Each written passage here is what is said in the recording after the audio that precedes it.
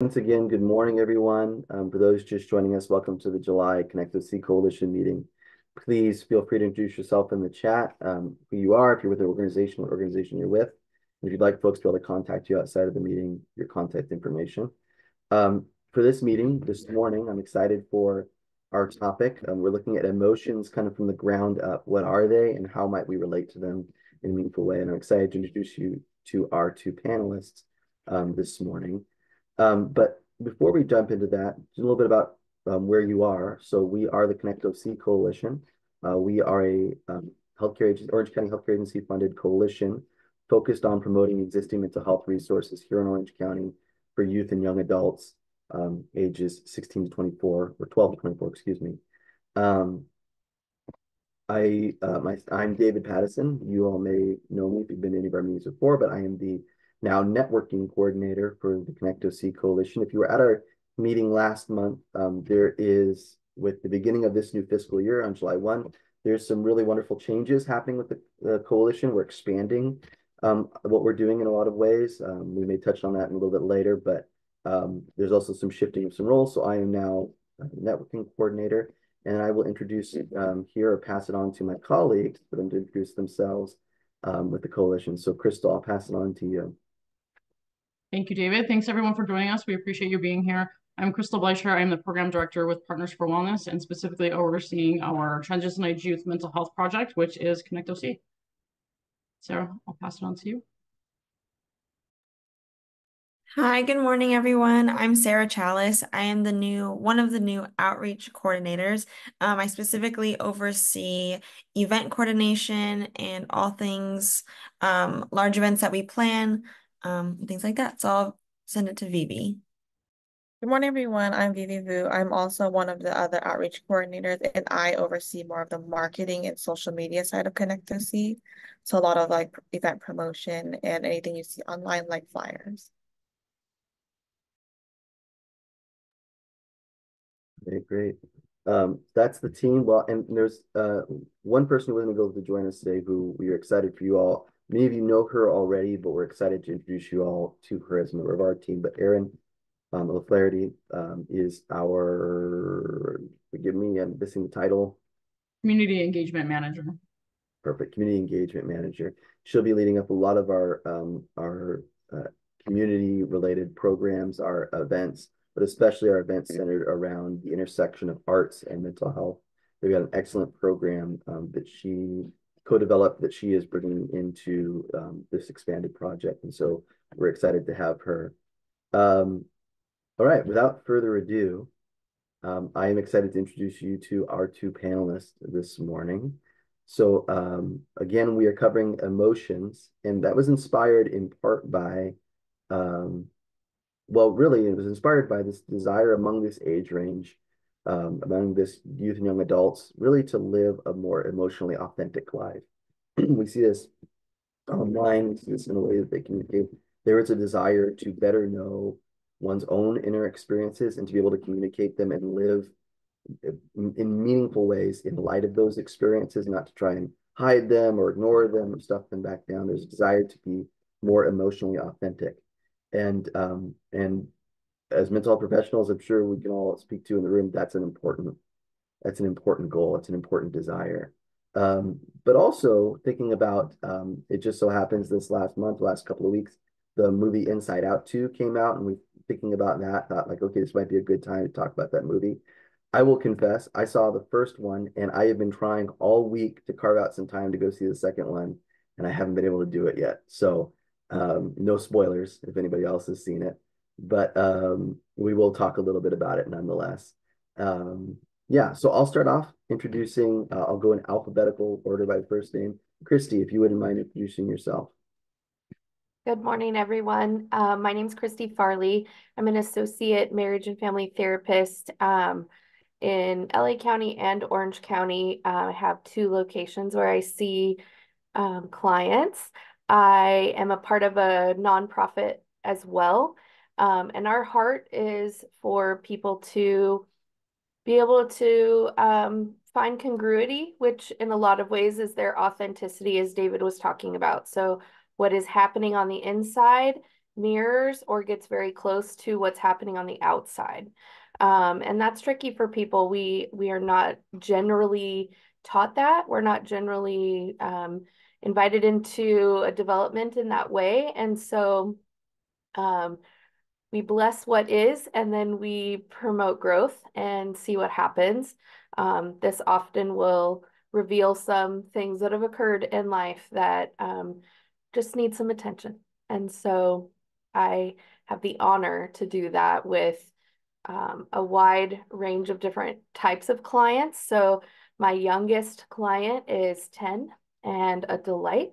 My oldest client is 72, also a delight, and then every age in between, obviously. So yeah, happy to talk about emotions today. That's great. So good to have you, Christy. And on a personal note, Christy is a former classmate of mine at Hope International University. And I mentioned this to the team earlier. I'll mention it here, was also at the time my academic advisor. So it's especially for me a really special thing to have her join us and share her experience and expertise with you all. And then Colleen, if you wouldn't mind introducing yourself to the group. Sure. I'm Colleen Ferreira, and I'm the coordinator of social emotional learning at the Orange County Department of Education. And a lot of my work revolves around doing professional development with local schools and districts, just to really help create teams that build their own capacity around what is social and emotional learning, what is the tie with social emotional learning, or SEL, and mental health, like where do they overlap? What's the integration? Where do they diverge? Because they are grouped together within the multi-tiered system of support framework within California. And so really helping to make that distinction and building that understanding. And then also creating materials that really help provide clarity around what is SEL and how does that support preventing mental health issues later on in life for our students. Yeah, that's great, Colleen. Thank you. We're so excited to have you. As we thought about our outreach for today's meeting, you know, in the mental health space, it always makes sense to bring in a clinician, right? To be able to speak to what it looks like to work with someone in the room as they are going through a process of self-discovery and of healing, right? So, but in some ways, we can also at times think of that in an almost post-vention kind of way, right? We are working with someone to heal after the fact, after things have not gone in their lives in the ways that they might hope, right? Or that might interrupt their desire or their capacity to experience the life of meaning they're hoping for, right? So we're doing that work kind of after the fact and through, right, life experiences and so on. Or we might think of it that way. But I also wanted to highlight the fact that there is a real important piece, a really important power in doing prevention and early intervention kind of work, right? And helping someone gain the tools, the skills, the language, the internal experience and knowledge to be able to communicate what they're experiencing before it arrives at a place where it feels more dire, where it's beginning to disrupt their lives, right? And so anybody who's in the public health space, we know that these two things are not separate. They need to go together, right? Prevention, early intervention, and then working with someone as they're experiencing challenges. And so I'm excited both to have Christy here, and there's some other things about Christy's experience and expertise that we're going to get into a bit that I'm excited to share with you all. And then I'm excited to have Colleen here, particularly because the work that she does is not just direct service delivery, but she is equipping and empowering other parts of the community, especially schools, to be able to do this kind of work. And so we're going to talk a little bit about what that looks like.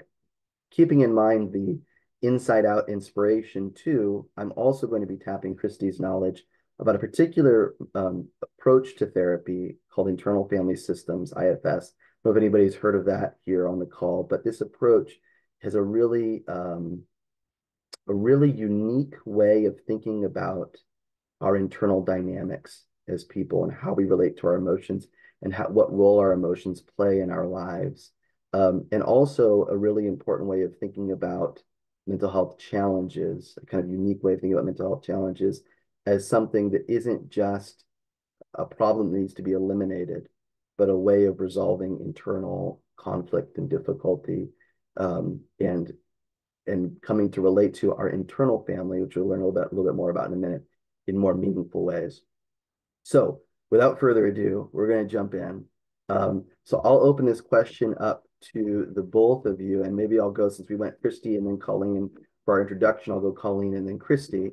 So if you saw it, what did you think of Inside Out 1 and or 2 and its approach to representation of and education on emotions?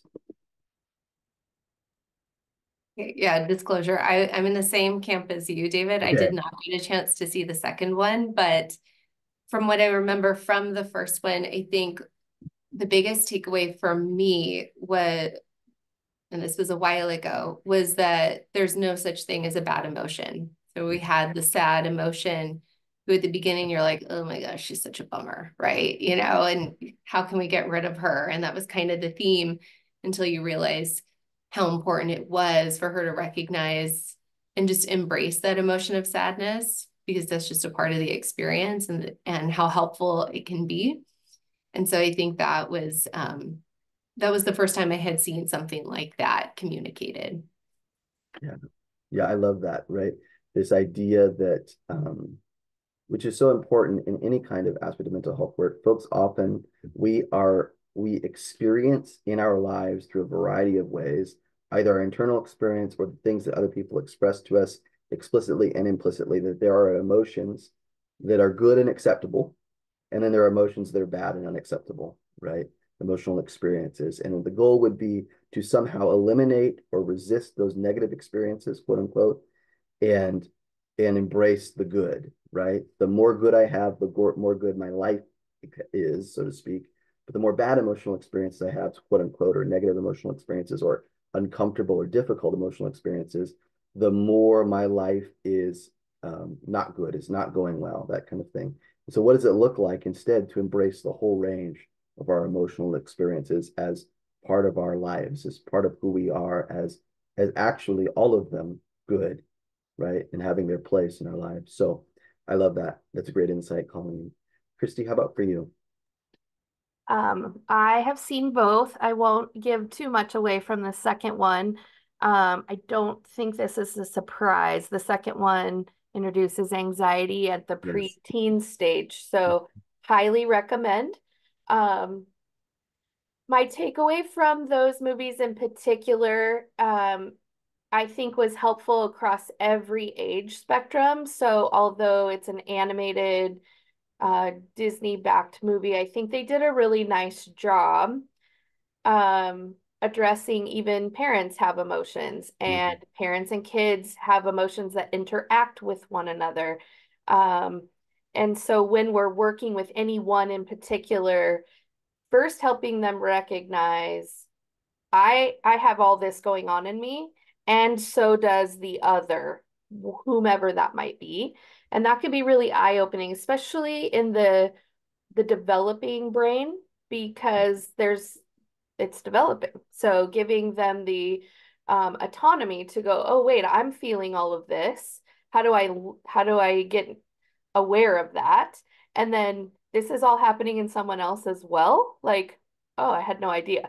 So I think those movies do a nice job of showing that.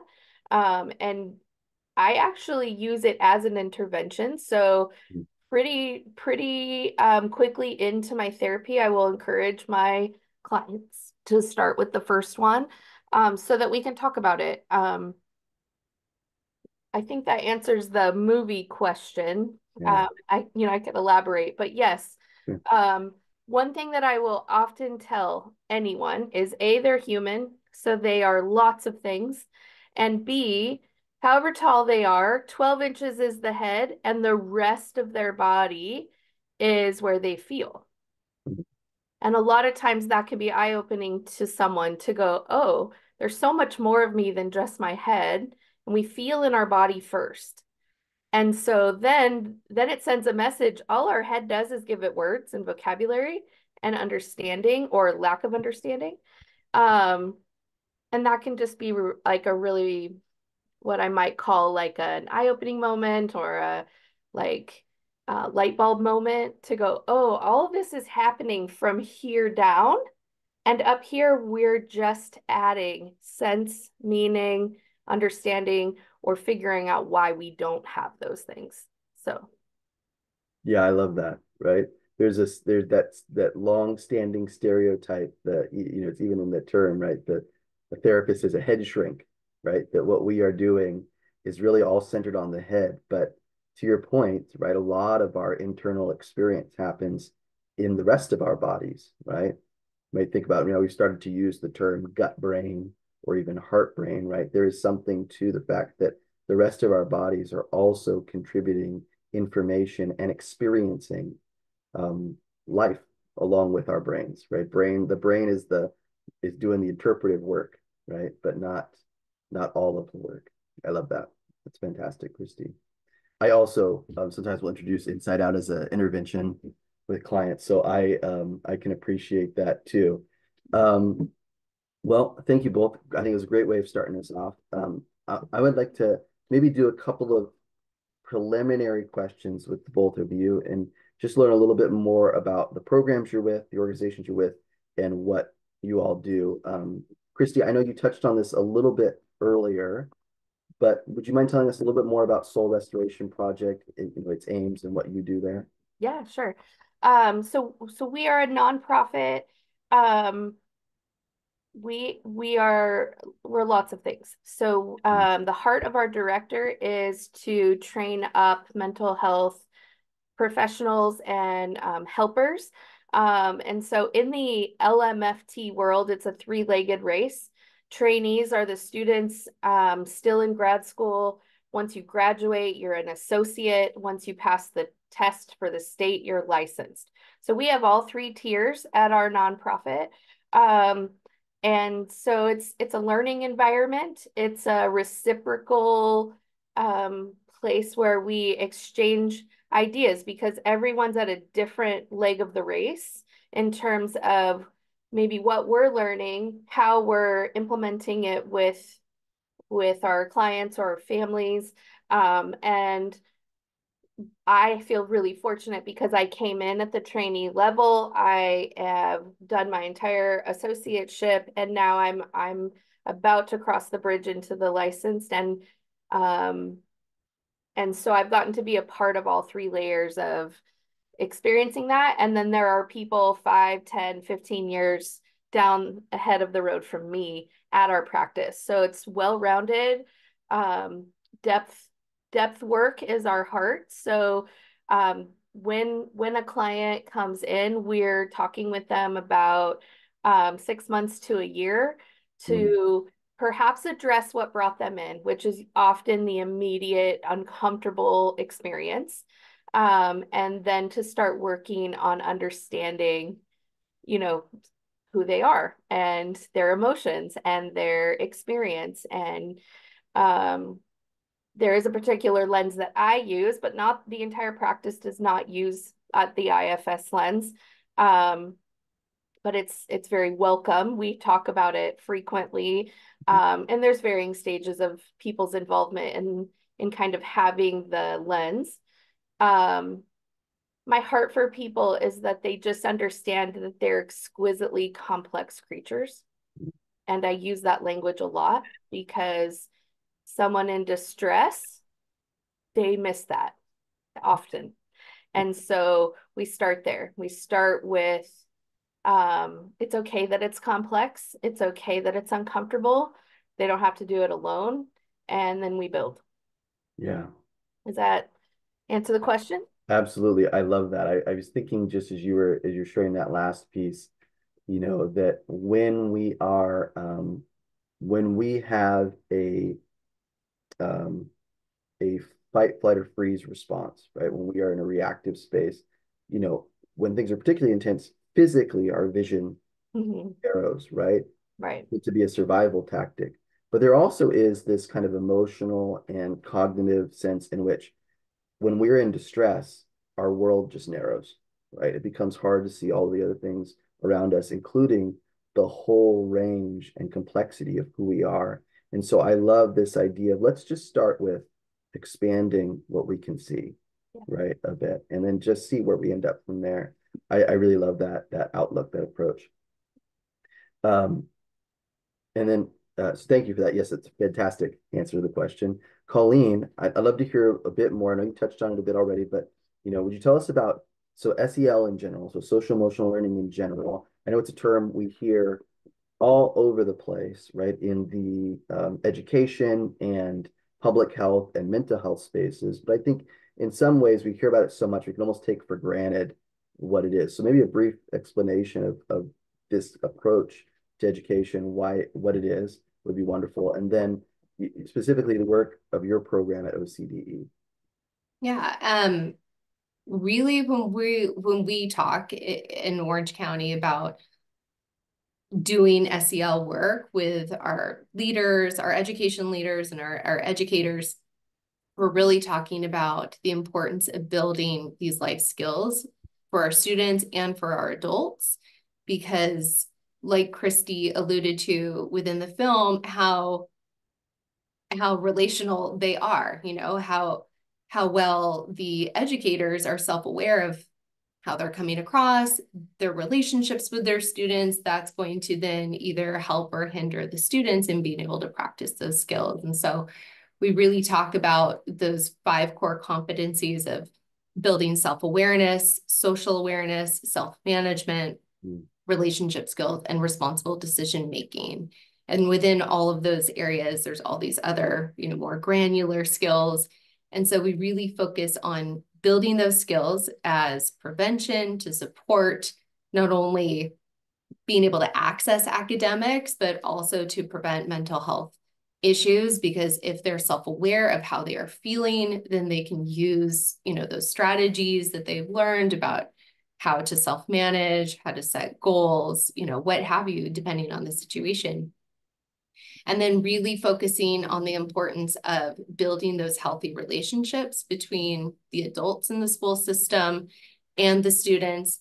And by extension, really talking about how do you build those relationships and those authentic partnerships with your families, with your parents and your caregivers, to really bring them into this, because we want to think of our schools as communities. And I think on this call, we have a lot of community schools coordinators or people who do that kind of work, and they know how important that is. And so we really see social emotional learning as that vehicle that can really help drive, that work. And, by doing this kind of work and really recognizing it, we can really help to support all the adults and the students in the system. That's fantastic. Yeah, I something that really stood out to me, to what you were saying, right, is that this kind of educational work, this equipping, can become foundational to, you said at the beginning, and it seems when you said it so obvious, right, because it's in an education setting, but this helps, facilitates a student's capacity to access academics, right? When we think about when our emotional experiences are overwhelming for us, right? In the clinical space, we use the term when we are dysregulated, right? That all sorts of things become, to use this term in the technical sense, dysfunctional, right? And we lose our capacity to function in core places, right? The DSM, the diagnostic manual for therapists, talks about things in these terms, right? We're looking at the extent to which these symptomatic experiences affect our ability to function academically, occupationally, in our relationships, and so on. And so I love this kind of reversal of that, of what we're doing here is we are equipping students with capacities for social emotional relating, right? So that they can participate meaningfully in academics, so that they can build meaningful relationships, so that they can thrive, right? I think that is absolutely fantastic. And I think that was a beautiful description of what SEL is. I feel that I even walked away with a better understanding of what that looks like and how that works. I'm wondering a little bit more about what, I know we touched on this a little bit on our phone call, but some of the stuff that you're doing in schools to help equip them to do this kind of work, because a lot of what you're doing, if I understood correctly, was not direct service provision, but equipping other folks in the academic space to do this kind of work and to build environments that are conducive to this. Is that right? Right, right. And so when we think about equipping students with, like, there are certain evidence-based strategies that are really helpful for, different aspects, like greeting at the door has been shown to really improve student to teacher relationships. Using the mood meter that comes out of the Yale Center for Emotional Intelligence to really help build that emotional literacy is a really great strategy just to help students with their own self-awareness. And then creating shared agreements are really helpful because you're having these discussions in class that are co-constructed about how do we want to feel in class? What are we going to do to support that? What do we do if we're not living those agreements? What are some things that we can do to help get us back on track? Those are some really good evidence-based strategies that really help to support, social emotional competencies. But in terms of the direct services with students, we really lean into CASEL's evidence-based programs because there's research behind them, they're vetted, and they provide that outlet for explicit instruction. And so that's what we will work with school teams in doing. We'll have them collect data from their stakeholders about, what do they want for their students? What do they want for their children? Very specific, very generalized, but specific to that stakeholder group about essentially their hopes and dreams for a child's school experience. They analyze that data and then they take that, looking through that lens of the data of these different curriculums that are evidence-based, and then they look into that, they pilot them, and then with all stakeholder input, they'll adopt it. And that's really what we say in terms of the explicit instruction avenue is really important. Just making sure that it's grounded in research and it's developmentally appropriate. Yeah, that's good. And when you mentioned CASEL, that's CASEL, right? Yeah, not CASEL, like a drawbridge. Yes, CASEL, the Collaborative for Academic, Social, and Emotional Learning. They're based out of Chicago. They've been around since 1994. And they really lead the field in research and then taking that research and translating that into evidence-based practices that can be used in the classroom. And so they have a wealth of resources. We really lean into them. We have a really strong partnership with them at the Orange County Department of Education. And so that's really helped to guide our work. That's great. That's fantastic. Maybe one more kind of follow-up before we'll move on to a little bit further into our topic of emotions, but I'm wondering, playing for some folks who are not in the academic space, but say they're working with kiddos and they are wanting to help facilitate similar aims, right? What are some of the best ways for them to be able to access some of this same material or tools or resources? Is this available to folks who are outside of the kind of OCDE academic, for lack of a better word, institutional arrangement, or how does that look like? What might that look like? I mean, there are a lot of free tools and resources on CASEL's website. It's casel.org. And I mean, you could take them if you're not, in the classroom, you could take them and look at them and see if they are specific to the classroom. You can tweak them, to your role. It just depends, on what you're doing. If you're more outside of the classroom and you're providing more supplemental supports, like if we're thinking in terms of MTSS, like a tier 2 or a tier 3 support, you really want to make sure that you're, ideally, not make sure, but ideally you would want to be building upon those skills that the students have already learned, at a universal level. That's what we talk about in the academic world. Because that's my lane, right? Is the kind of the academics and like what it looks like in schools. So yes, you can look on CASEL's website. Those are the tools that we kind of lean into, and they could be used at a tier 2 support level as well. That's great. Thank you for that. So I'll switch back over to Christy, but this question will be ultimately for the both of you. So how do you think about emotions? What are emotions, right? To our larger topic or larger question. What are emotions? How would you describe or define them? How do you think about them? How would you explain them to someone else, especially a young person? Yeah. Yeah, Christy. Yeah, so I will often sit with any person and I will just jump right in with tell me about a time where you were conflicted.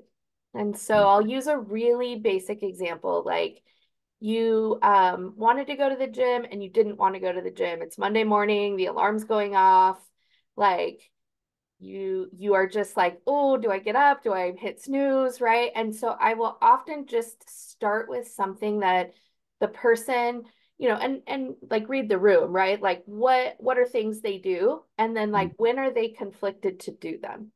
I'll start with that as just inviting a person into a place of like, oh, I can feel something and I can feel more than something at the same time. And then I'll layer down with them. A lot of times, a couple things, I'll show this to you.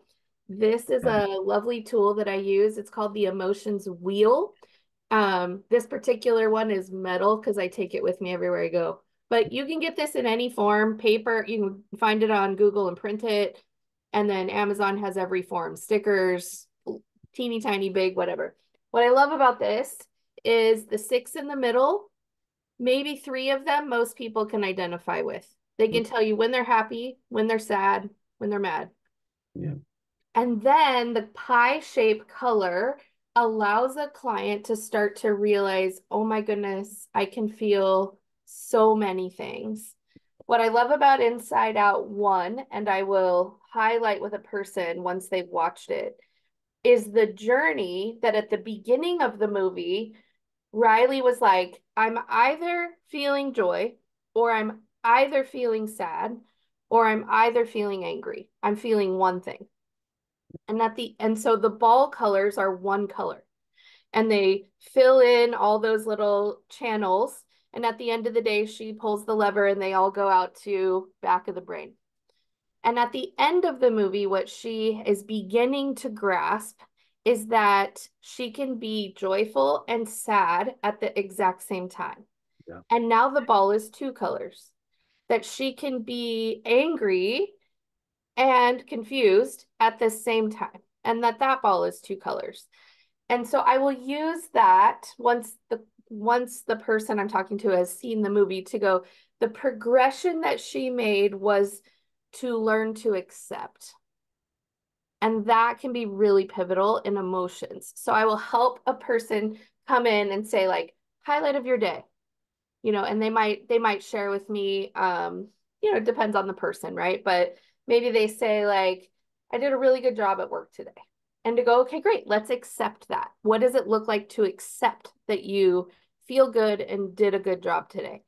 And then I'll have them try to identify something maybe a little bit on the other side of the wheel. What was something that was sad for you today? What was something that maybe just mildly frustrated you today? What's something that you kind of went like, like a little internal growl? And then I will sit with them and say, what would it feel like to accept that? Can we accept that we feel that way? And that begins the journey of, oh, we have a lot of emotions.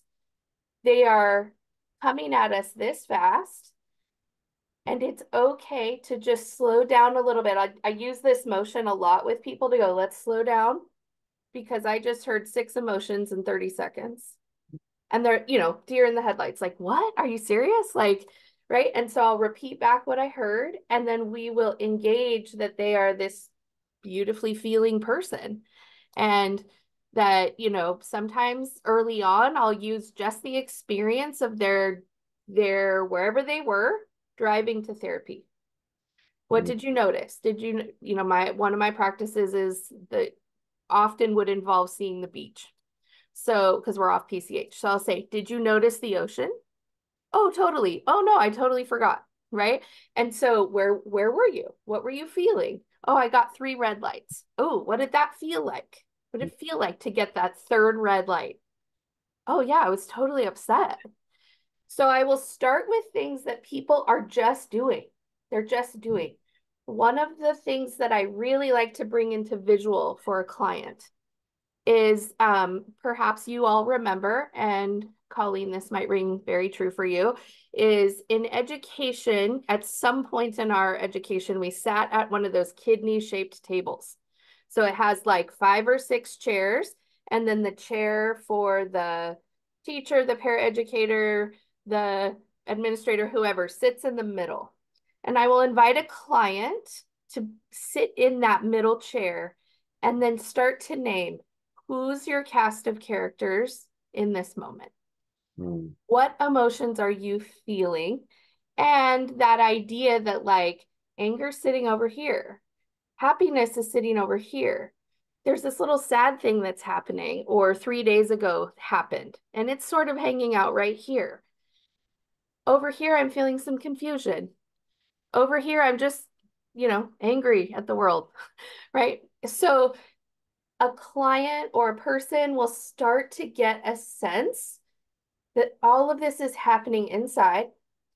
And I love the introduction of them at that center chair, which in internal family systems is inviting them back into the position of empowerment, that they get to interact with their emotions versus the emotions running them. That's the beginning of that conversation, to go, oh, let's slow down and just see who's here. Because that empowerment begins the de-escalation. And in IFS, we call that calm, curious, and then we venture out. Not everyone can go, I was raging mad and I stepped right into calm. Not everyone can do that. And that might not even be the goal, but did they recognize, oh, anger was over here having a whole thing, like, right? And I could see a little bit that I was confused, and I could see that I was sad all at the same time. So, yeah. Yeah. I love all of that, because what I'm hearing is not tools and techniques to stop feeling or even stop feeling things intensely, right? But how do I slow down and notice what's happening and move towards a place of acceptance and a real relationship to that thing, to whatever I'm experiencing, right? And the range of things that I'm experiencing. Another approach to therapy emphasizes dialectic, right? This ability to hold in tension multiple things at once, right? For those who are familiar with the approach DBT, dialectical behavioral therapy, this is a core idea. And this is a common thing in therapy, but often when folks understandably come into the therapy room for the first time in all sorts of difficulty and pain and conflict, what they want is to walk away not feeling those things anymore. And sometimes, much to their frustration, we slow them down and say, can we just notice that you are experiencing these things? And can we move towards some acceptance that this is happening, right? First and foremost, right? Yeah, and I love, by the way, I've not encountered that cast of characters approach. I've seen that in other formats, but I love that image. I love that approach to it. Yeah, great. Thank you. Yeah, I might just say too, I really let them have fun with it as much as they can. And here's why. If they can personify each part in that chair, then building a relationship with that personification gets closer. Yeah. And so to your point, there is this idea, oh, I'm going to go to therapy and then I'm not going to feel this anymore. Okay, well, first we have to sit in the grief of debunking that, which is really tricky. Yes. And then to say, oh, the first time I ever say to a client, let's be uncomfortable together. It is so fascinating to watch a human experience and accept and be in it with someone, that what is happening for them is really happening. And that's actually really beautiful. They've just not experienced it before, or don't have a long-term experience of it. So, yeah. Yeah, I think this is something we'll probably come to a little bit more, but there is something to, especially when we're working with folks and inviting them to come to know their range of emotional experiences, more authentically, to really notice and know and explore and accept, right? To have another person who can do that with you, not just, and not even just model it, but literally really do that with you, right? Is key. It touches back to things to childhood, right? This idea that when we are little ones, right? And for that matter, most of us in adulthood in a lot of ways, when we have these intense emotional experiences, we have minimal to no capacity to do something with them. We often need another person to help us do something with it, right? When we are overwhelmed, right? And that's this idea of co-regulation, right? As parents, our emotional state and our capacity to relate to our emotional state in a way that isn't overwhelming, right? Becomes important to help the little one do the same thing, right? Sometimes very literal contact, physical touch, skin to skin, kind of thing. But as adults, this is still important for us as in relationships. As young adults, this is especially important, right? Because we are now maybe moved beyond some of the more direct contact, right, ways, but we are still learning and exploring how to do this with another person. So as to have somebody in the room sit, let's just be uncomfortable together, right? Let's just sit in this experience together, right? And what is that like, particularly for them, for the client? What is it like to have the other person be someone who can embrace the discomfort and yet not be overwhelmed by it, right? Not feel the need to run or resist it or whatever it might be. Yeah, it's beautiful. Thanks, Christine. Colleen, how about for you? How would you, so coming back to the question, right? What are emotions? How would you describe them? How would you explain them to someone else, especially a young person? How do you think about them? Yeah. Yeah, when I first started exploring this, I really liked how Dr. Mark Brackett from the Yale Center for Emotional Intelligence really goes into being an emotion scientist rather than an emotional judge, and thinking about emotions as signals, as information. Like, oh, I am feeling angry in this moment. What is it trying to tell me? Instead of, I'm feeling angry, I need to get rid of this. I need to push this down for as long as possible, and then I will explode later. Like, how can I deal with this anger? What is it trying to tell me? What is it trying to teach me? Do I need to sit with this grief? Do I need to reach out to somebody to process it? So really seeing emotions as information. So they're helpful and not judging ourselves based on what you're recognizing you're feeling. And so that's, his work is really great. He has this approach called the ruler approach, but part of it is the mood meter, where you recognize what you're feeling, and really recognizing that all emotions are just information.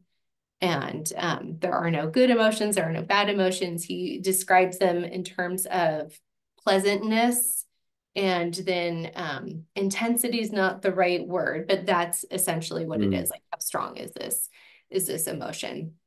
And just recognizing it for what it is, and just saying, in the context of a classroom, just, okay, is there anything that you need, and checking in that way, and then kind of moving on from that, but just validating whatever emotion you're feeling that day, whatever you're bringing in. Yeah, that's fantastic. I'm thinking about the ways in which, well, first thing I'm walking away from thinking about is just how important SEL is, right? Because what both of you described, there's a lot of parallels there, right? A lot of similarity to what both of you described, Christy and Colleen. But Colleen, what you're describing too is like, well, can we do this, before they're coming into the therapy room, right? With like, hey, my life is not going well, or my life is falling apart around me, or whatever. Can we start equipping them with this language, this information, this way of approaching emotions? Can we do that early? Can we do that when they're young, right? So that as they get older, they already have these tools, this language, this capacity to relate to their emotions as as sources of information, as parts of themselves they can relate to, right? Rather than just an uncomfortable feeling that needs to be resisted, right? So that's one of the main things I'm walking away from is just how important SEL is in an academic framework, right? I know it can be one of those things where if we have a very narrow view of what academics is meant to be, right? Reading, writing, and arithmetic, that kind of thing, can be sometimes, I can imagine folks start to like, well, why is that? Why are we doing that? Why is that important, right? Why is that something that needs to happen in the K through 12 environment, right? But if we take physical health seriously, and if we are claiming as a society to want to take mental health seriously, this is where it starts, right? This is what this is how we begin to do that, right? So I love it. I mean, the truth is that social emotional skills or opportunity, they're there regardless.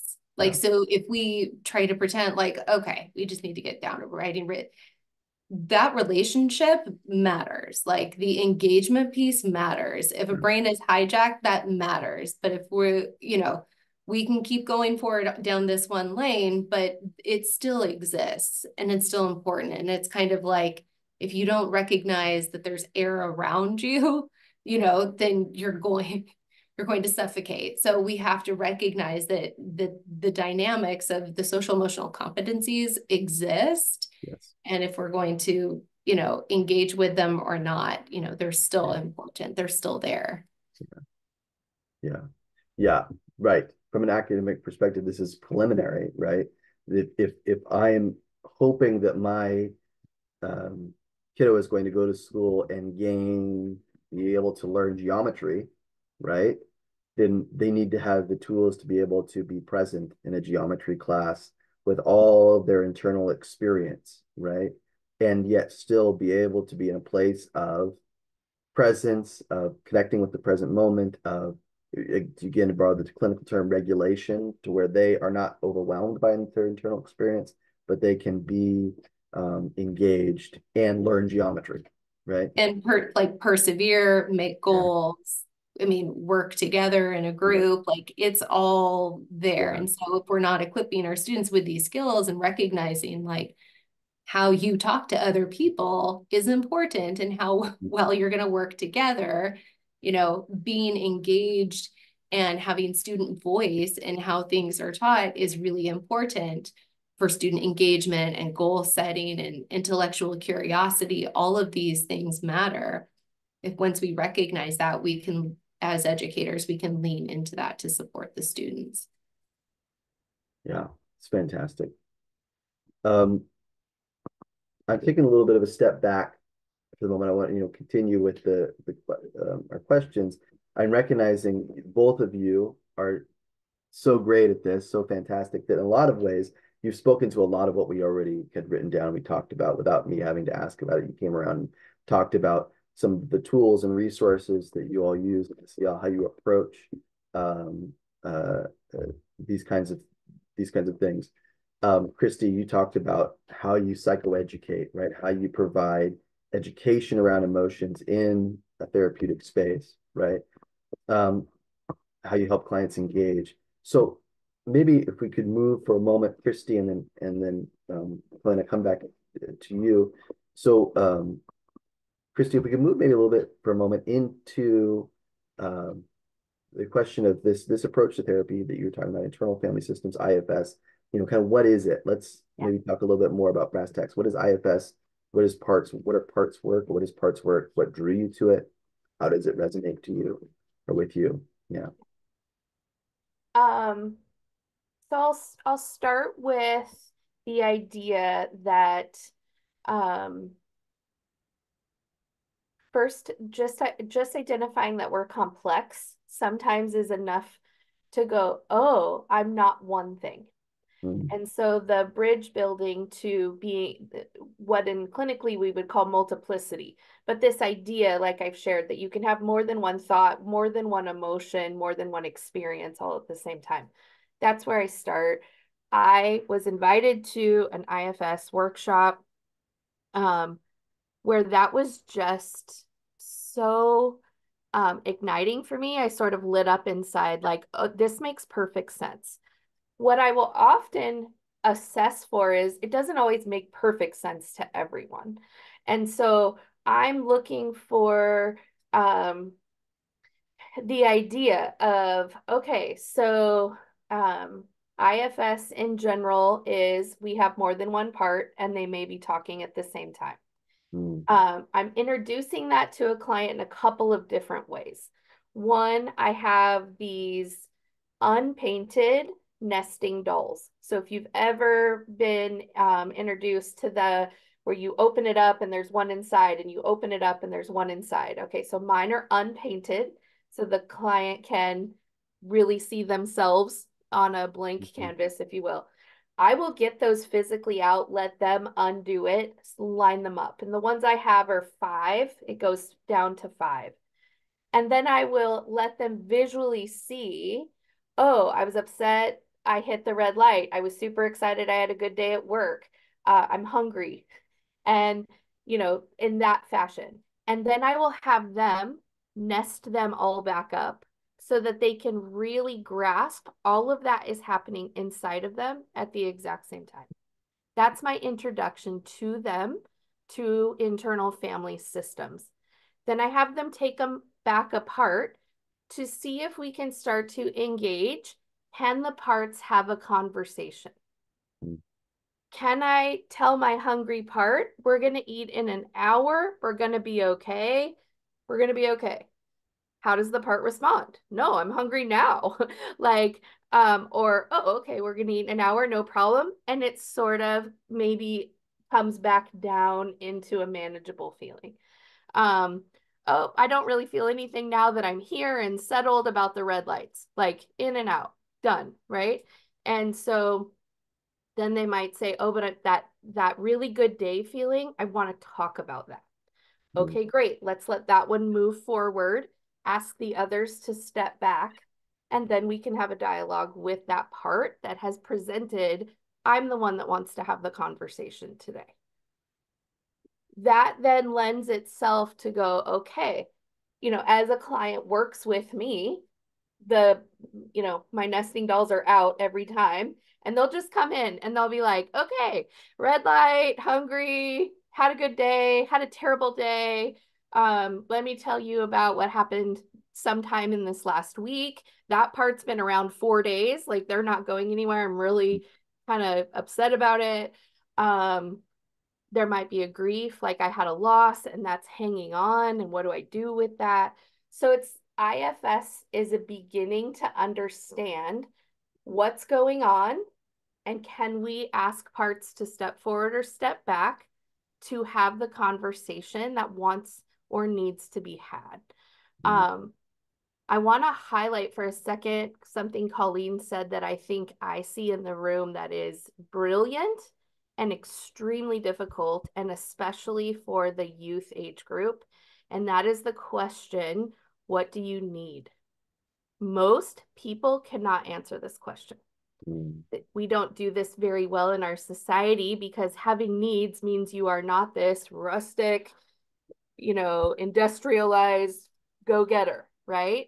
Because that makes you needy. So one of the things I will teach my clients very quickly, when you have a word that has a value, that's wonderful. The word need. When we start adding endings to the word, we change it completely. So it's okay to have a need that does not make you needy. Yeah. So I get them very clear about core words and adding endings to words that change them. And then sitting with that and going, which part of your core words would like to have a conversation today? Again, that's how I introduce internal family systems right off the bat. What I would share more clinically, just in this space with you all, there's 4 major parts to IFS. So there's self, and that's going to be the energy that we are born with, our core person. The founder of the IFS theory, he put 8 C words around that. I'll just share with you a couple: calm, seeking clarity, creative, confident. There's a whole list. that is something that is often abandoned at a very young age when something happens that that young person doesn't know what to do. And that bores out of us the second part of IFS, which is a manager. Now, I'm looking for this as a clinician. I'm not necessarily telling my client, oh, there's a manager. But what a manager will do is manage a situation and bore some new traits. All they're doing is protecting this calm, creative, very serene part of us to go kind of dukes up or a little bit fight, flight, or freeze. So I'm going to teach you guys something really quick that I teach my clients. Very crass visual of the brain, okay? But this is the prefrontal cortex. This is where everything comes in for any age group, all 5 senses. When that becomes overwhelming, this flips. And when this flips, we're introduced to our amygdala, and this is fight, flight, or freeze. So we're looking for, can a client stay online? Where do they flip? And which parts flipped? And did all of them flip or just a part flip?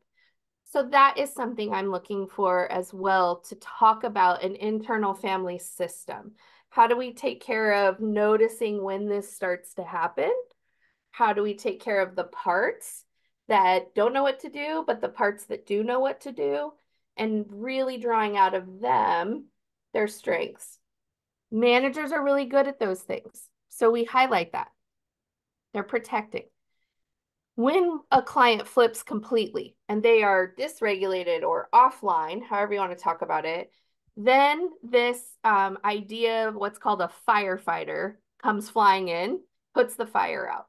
So what this looks like in everyday life is anyone in front of you is speaking in a particular emotion, and then they go, never mind, it's fine. Because they have maxed out how much they can feel. And the firefighter, lovely job with its hose, right, comes in and just says, we're putting that out because it's overwhelming. So we just want to notice, oh, that just got really overwhelming. Firefighter, put it out. Now, the work that I do is to recognize that and ask the client if we can slow down and figure out what just happened. What just happened? What was overwhelming? What part did you and so I'm like working with a client to go, ooh, that shutdown thing, that benefited you in some way. And also, that's really hard because it's okay to feel. Yeah. And then holding the tension of, but it got too much, but what do I do with it? And then the last part is what's called an exile. Exiles are the 4th part of internal family system. These are very young parts that are holding some kind of belief that's likely not serving them well, but they haven't recognized it.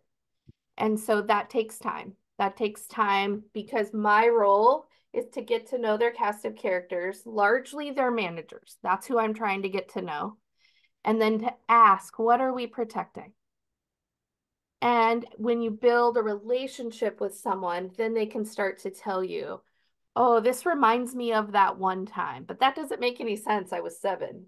And to go, oh, let's bring it in. Let's try to make it make sense. And then really letting them sit with, something that on its face they've rationalized, or they have a manager has worked out as like, we don't need to deal with that anymore. That was a long time ago.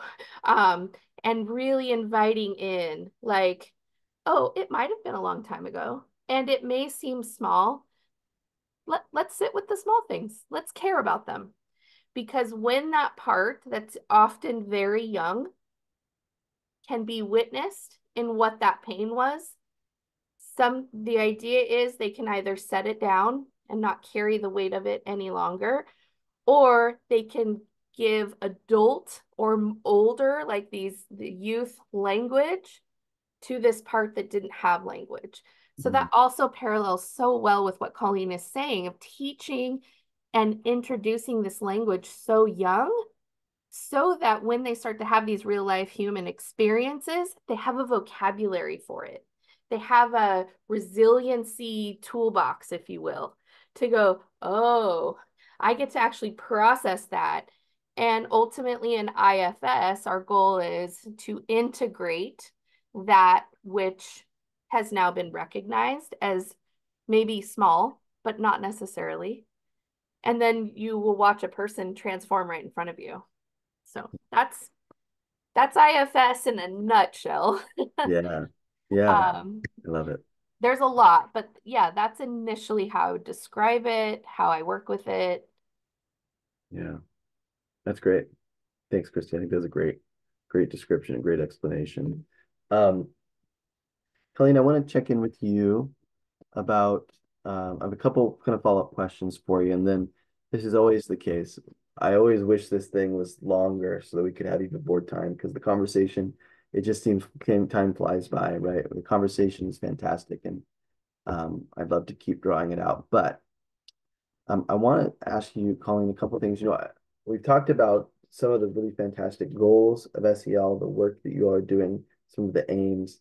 I'm wondering, what are some common challenges young people encounter in learning and implementing SEL material?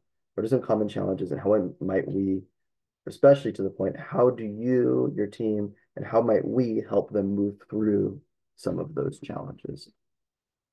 Yeah, I think maybe the students don't recognize it so much as a challenge as I recognize it as a challenge is like lack of fidelity of implementation. And I think part of the problem with social and emotional learning is that it's such a nebulous term that people hear things about it and they think it's one thing. And it's a very complicated, nuanced field. Yeah. And a lot of the understanding around SEL is prescribed to a curriculum. And so a lot of times what you'll see in schools is they've adopted an evidence-based curriculum, great curriculum, evidence-based, solid materials, and schools think that they're supporting students with skill building by doing it one time a week for 20 minutes. Or they have the counselors come in and do a 30-minute lesson 4 times a year. And so they will, on paper, they'll say, oh yeah, we have an SEL program. Kind of, Yeah. it's not really robust and it's not looking at everything holistically that needs to happen to support the social emotional needs of the students and the adults. So what are you doing to support your teachers?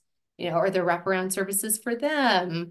Do you have a leader who's emotionally intelligent, who, is leading, these educators?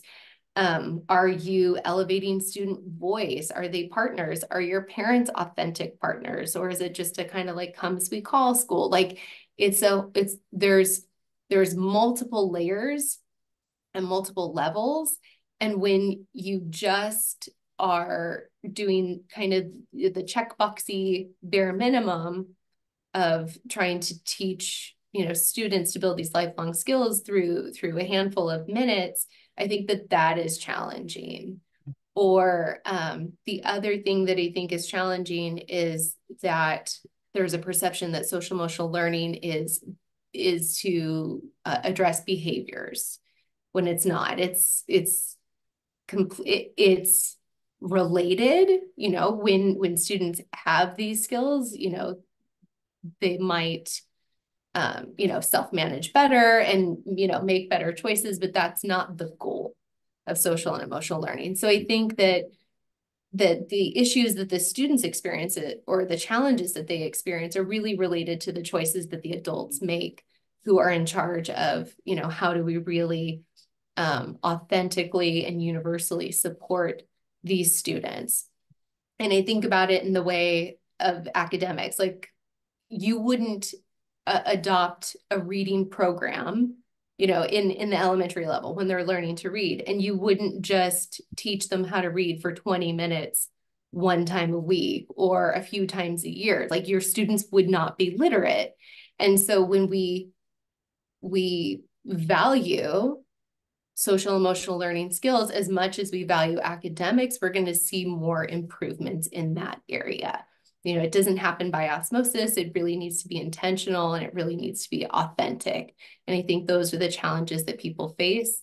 And I say this without judgment, because I understand that this isn't done on purpose. It's because they just don't understand what a holistic SEL program looks like. And so that's part of my charge, is trying to help clarify and demystify and really promote what it looks like at a universal level. Yeah. What you're describing is so important. It's because you know, to your point, it can be so easy for whether SEL or for so many of the things we do, it can be easy to check a box. Okay, we're doing the thing. Mm-hmm. Yeah, okay, we bought this evidence-based program. The evidence-based program encourages us to take a more holistic approach, but we don't have time for that. We're gonna do it 20 minutes a week, and we'll get the skills, and we'll be good. But there's a couple of challenges, right? Anytime we're talking about anything evidence-based, right, we're talking about something where that evidence base comes from research where this approach was utilized in the way it's intended to be utilized in a more robust way. So anytime we try and remove some core component like length of time or time invested or way it's taught, right, or way it's utilized, anytime we reduce that, we are now not working with an evidence-based program anymore. We're working with a material from an evidence-based program, but we're not using it in an evidence-based way, right? And so to expect the same results is inappropriate, if unlikely, if you're not using it the way it's intended. But to the point too, I also think I'm hearing from you is, because this is a holistic and really kind of a foundational thing, right? Social emotional learning, it should also shape the overall environment of the community, of the school community, the academic community. It also could shift and shape the way we teach other things, right? We can teach other things from a social and emotional, for lack of a better term, efficacious way, right? We're teaching reading in a way that connects to or is mindful of the range of emotional experiences that a student might have when they're trying to learn to read, right? A task that, especially when you're trying to learn to read, can be really frustrating, right? Or when you're trying to learn, fast forward to high school, you're trying to learn calculus, right? Trying to learn calculus, but can you teach calculus in a way that takes into account all of these principles that come to us from social emotional learning? Does that sound right? Right, 100%. Yeah, it's kind of infused into our way of being. And so I think oftentimes, you bring up calculus, oftentimes with math and science teachers at the secondary level, they're like, I don't understand. Like, how does this apply to me? You know? And it's the way of being, it's your relationship with your students, but it's also a really amazing partner to social emotional learning in the classroom is universally designing your lessons, so UDL. And that really plays into what are the students' interests, how can they show their learning, what are different ways that they can access the academics. And it's just a new pedagogy, you know, and how you really you teach your students, but also having them as partners in that learning. Yeah. Thank you, Colleen, first off. Thank you, Christy. This is fantastic. I've gone too far. I've gone a little long, right? And I say I've gone a little long because time management is my responsibility. But I just was loving what you all were saying, and I wanted to keep digging a bit. Maybe just to kind of sum up some of the things, some of the threads I've heard and what we're talking about today. You know, we're talking about these particulars, right? The social emotional learning as a format, as a approach, as a modality, you know, as a way of doing not only academics, but also how do we, a way of doing life, right? Same thing, we're also talking, Christy, about some of these tools and approaches we use clinically to help folks connect with their range of emotional experiences in a way that is accepting, in a way that embraces rather than resists, in a way that is holistic, right? A term that Colleen, you used a bit ago. And so kind of to take a step back from all of this, and then we'll wrap up here and move on to the next parts of our agenda. But you know, when we are talking about our emotions, we are talking about something that is at the fabric of who we are. It is use the language that makes sense to you, the signals, the internal responses, um, the sensory experience of how we relate to the world, right? I mean, it is what sight is to the eyes, our emotions are to our internal experiences, right? And so our emotions are conveying important information to us and also are something that we can relate to, right? They're not just a computer screen we're reading. You are angry because this happened, but it is a part of who we are, right? Or parts of who we are that we can find ways to relate to in that is harmonious and holistic. So when we're talking to young adults about their emotional experiences, what we are inviting them to do is to embrace the whole of who they are in a more robust way, right? That desire to live lives that are more emotionally authentic is not only a worthy aim, but it is at the foundation of coming to know yourself, right? And therefore, in your ability to relate to other people, to relate to the world, right? To build the kind of life you hope to have, right? And to have the kind of relationships you hope to have, to experience the world in a way that is meaningful for you and that is congruent with who you are, even at the most foundational level and all the way through. So that being said, Colleen, Christy, thank you both for your time. Thank you for your experience, your expertise, for being willing to join us this morning and share with us.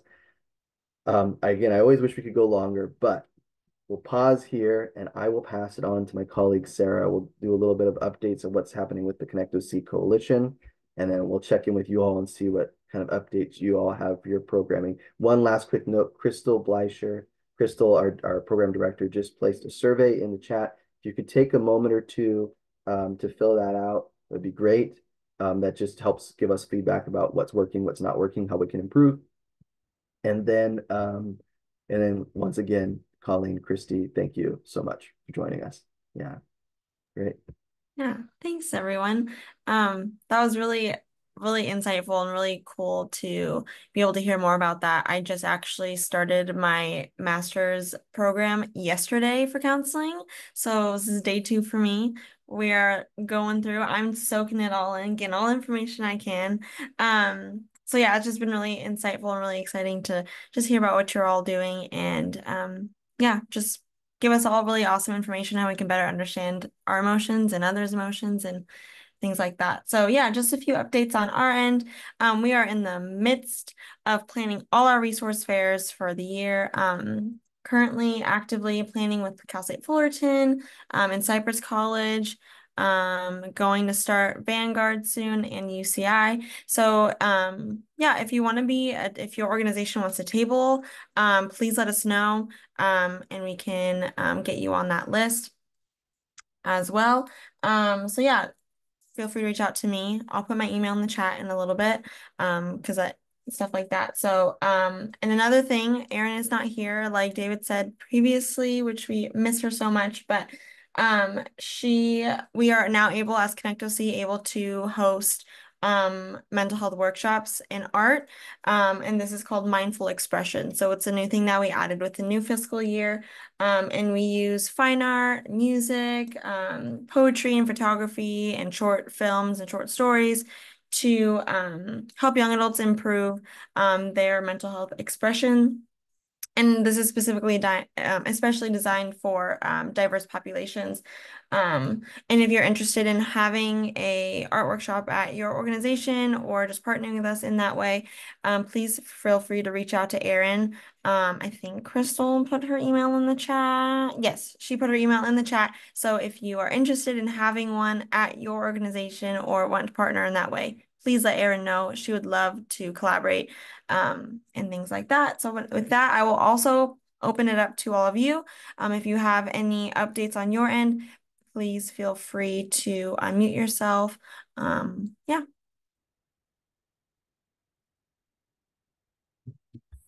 Hi, I'm Spot. I'm new to Straight Talk. I just wanted to let everyone know that I am the new outreach coordinator for them. I just started, this is the end of my first week. So if there's any listservs, if there's any similar sort of meetings to this or anything like that that Straight Talk has been a part of in the past, or that you're interested in partnering with us for types of events, workshops, anything like that, please do get in touch. I did put my email in the chat, but I'm going to drop it again because that was like early days. So I wanted to thank you for this. This was fabulous. I'm coming from an education background primarily. I just I was an educator at the Discovery Cube for several years just before I joined Straight Talk. So, and before that I was a classroom teacher. So this was great, really wonderful information. And I'm learning all of the parlance and all of that good stuff when it comes to mental health as well. So new field, really interested to learn. Please dump me with your resources. Thanks. Thank you. We're happy to have you. Oh, hi, this is Michelle. I just want to say thank you to Christy and Colleen for your beautiful presentation today. I've been working in holistic wellness the past 2 years with youth, and I missed a few meetings because I decided to go back to college to get a teaching degree. So everything was, age appropriate curriculum. And in that journey, we decided to start a social enterprise called School of Gratitude Orange County. We're offering for all ages to help everyone. But we're trying to literally teach neuroscience to the youngest, to understand their brains are computers, program 0 to 7.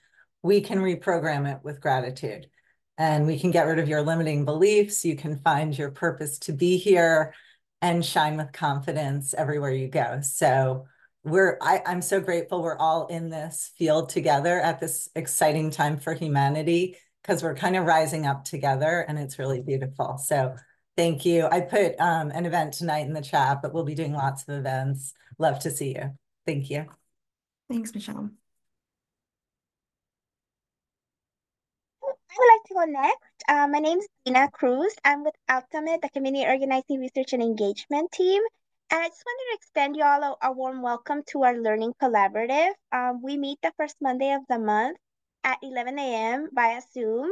My colleague Jordana is going to post a flyer on the chat shortly, but we are trying to build our capacity to work authentically with community members while also talking about critical topics that can help us ultimately address the social determinants of health, which includes mental health and wellness.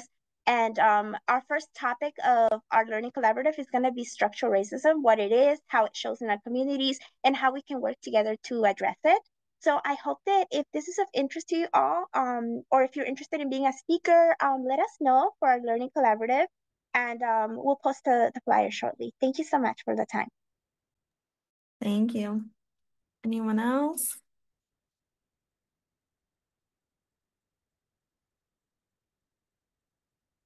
No? Okay.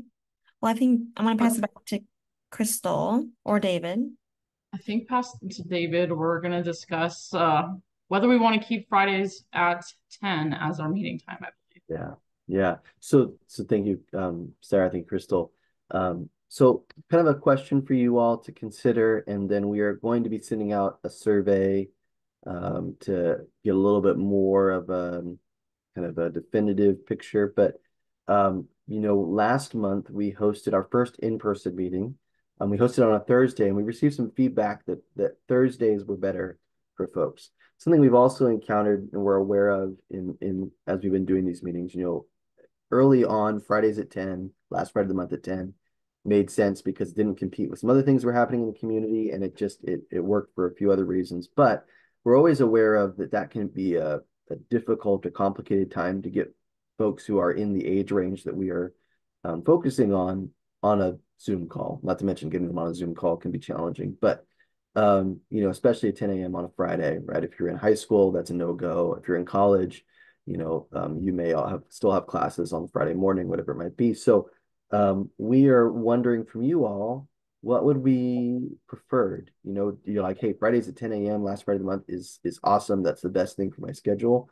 Or hey, no, it's actually kind of hard to get here, and I'd welcome some change. And what would be good? What would you prefer? And I'll open up now. Any initial thoughts or feedback, just for the next couple of minutes that you know, anybody have preferences, or would another time kind of maybe keep it to, hey, Fridays are great, or no, actually another time would be really good, and I'd like to explore that with I you. think Fridays are great. I have a standing important event 2 Thursdays a month. Okay. That's just me, but like I love That's your good.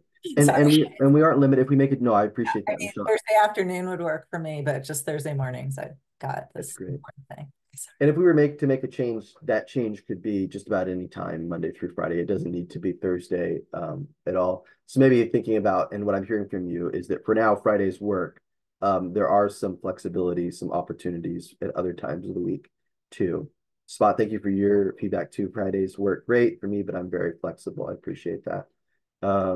Yeah, any other thoughts? Anybody else for whom you would prefer something other than Fridays, or Fridays are working for you? Abby, Fridays are great. Thank you. It's good to know. Yeah. Cindy, Thursdays would be preferred. Okay, good to know. Caesar, Fridays work. Okay. Is there anybody for whom Fridays are the only day that you could participate in something like this? You can post in the chat, just say me. That would be, you know, Fridays are the only day I could do this.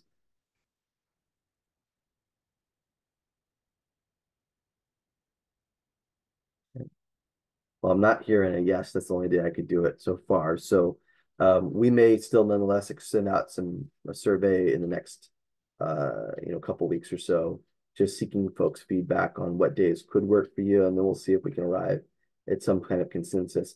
You know, we want to check in today because you all are here, right? You all are here, and many of you are pretty consistent in joining us. So we didn't want to, if we ended up with a day or time that didn't line up with you all, just to go, well, sorry, this is the day or time that works. We want to make sure that we're checking in with the folks who are already active and participating in the coalition meeting. So great. Well, thank you all once again. Christy, Colleen, thank you so much for joining us. Thank you for participating in our panel and offering your feedback and your experience and expertise. And thank you all for everyone else for joining us, for updating us on the events you all are doing, and for your feedback as we think about whether or not another day or time would be appropriate for this meeting. That's it for me, team. Anything else? Anything I'm missing? Great. Well, other than that, till next month. We look forward to seeing y'all. Enjoy the rest of July. Enjoy your August. Stay cool. Stay hydrated. And we'll see you soon. Take care, everyone.